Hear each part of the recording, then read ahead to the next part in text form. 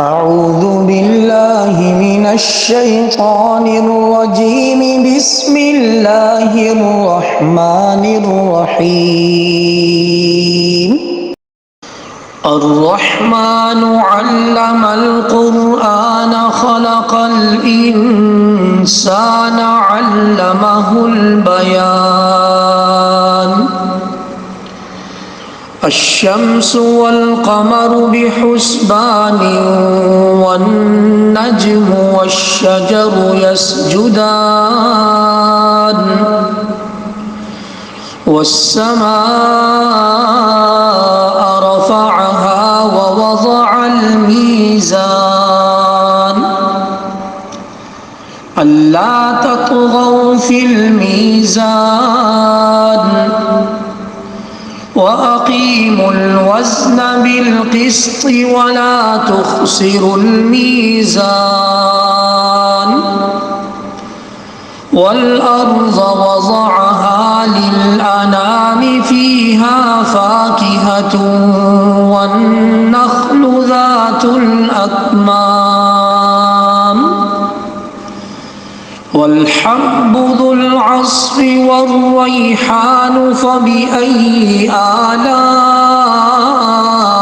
ربكما تكذبان خلق الإنسان من صلصال كالفخار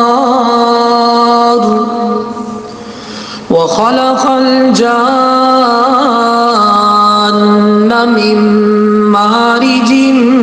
من نار فبأي آلاء ربكما تكذبان رب المشرقين ورب المغربين فبأي آلاء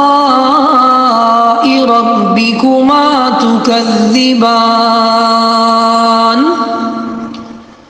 مرج البحرين يلتقيان بينهما برزخ لا يبغيان فبأي آلاء ربكما تكذبان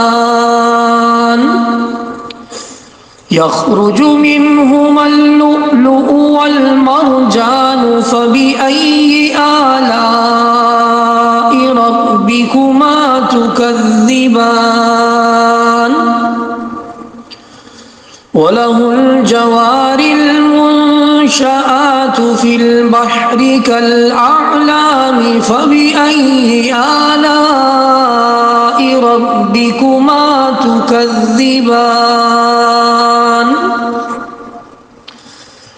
كل من عليها فان